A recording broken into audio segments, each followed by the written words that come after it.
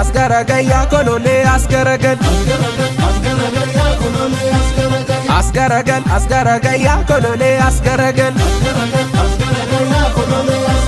Dabesa jiga gaditti malini jennani Nyaraan faro sana male mali jetseni Nyaraan faro gaditti malini jennani Ija kolola sana male mali jetseni Ija kolola gaditti malini jennani Bunyanan tati sana male mali jetseni Bunyanan tati gaditti malini jennani Ilkana etu sana male mali jetseni Akkuma farso warra waddeessa Jaalallin taloo nama majjeessa Akkuma bukkeeji asadaasa Lafaan qisee ol nama kaasa Qaama huqqisee yaada lamaasa Asgaragal yaa kololee asgaragal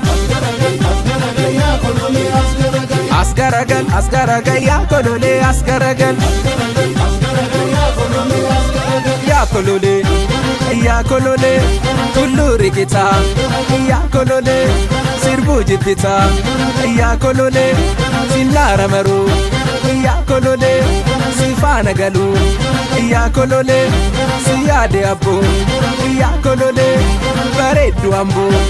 Yaa kololee si yaade amboo Yaa kololee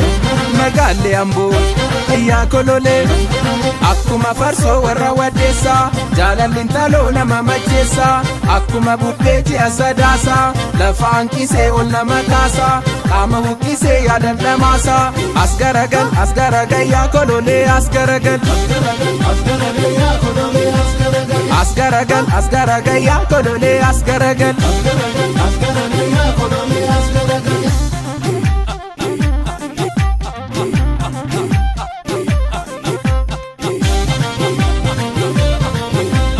Ilkana etu gaditti malini jennani Morma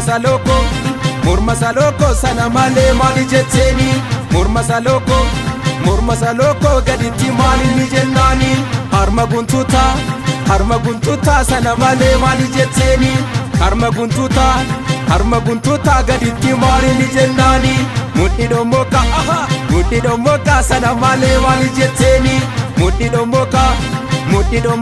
gaditti malini jennani Caffee gurraatti sana male mali jetseni Caffee gurraatti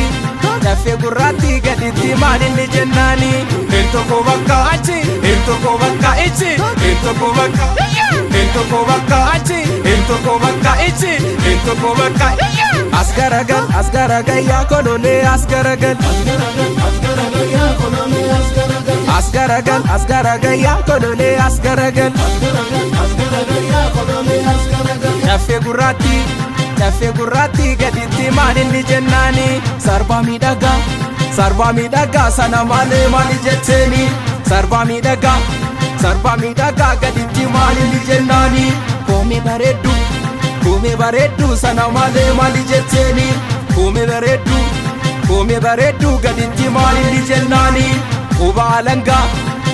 alangaa sana malee mali jetseni Quba alangaa gaditti malini jennani Dachee bareeda sana malee mali jetseni Intoko bakka achi intoko bakka ichi intoko bakka achi intoko bakka ichi intoko bakka Shakashaktuu dhiiraa ijoollee amboo gaara buutuu akka bakakkaa Hin qotattan jennaan qotanne hin barattan jennaan baranne hin qabsooftan jennaan qabsoofne Eessaa nu dhabanii isa addaan dhufee addasaa Isa bukkeen dhufee randesaa maaliin balleesse ani dassuu dalasaa